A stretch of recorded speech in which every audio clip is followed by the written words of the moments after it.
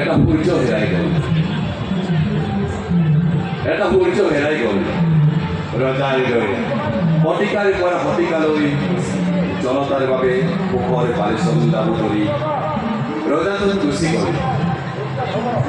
জনতাৰ আবেগক লৈ খেল, জনতাৰ আবেগ বিক্ৰী কৰি অৰ্থ উপাৰ্জনৰ ব্যৱসায়। তথাপিও ৰজাজন ৰজা হৈয়েই ৰ'ল।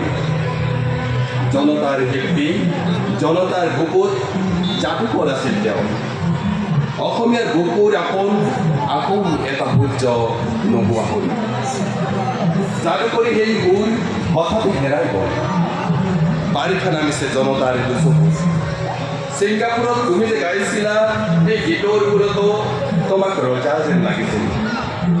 তুমি গাইছিলা এৰিক ক্লিপটন আৰু উইল জেনিংছৰ সেই গান, মই যদি তোমাক স্বৰ্গত দেখোঁ তুমি মোৰ নামটো ক'ব পাৰিবানে? মই যদি তোমাক স্বৰ্গত দেখোঁ সকলো একেই থাকিবনে? তোমাৰ স্বৰ্গযাত্ৰাত এটা সূৰ্য হেৰাই গ'ল। দুৱাৰৰ সিপাৰে শান্তি আছে এই কথা নিশ্চিত হ'লেও জনতাৰ বুকুত ফলিত সূৰ্যটো হেৰাই গ'ল।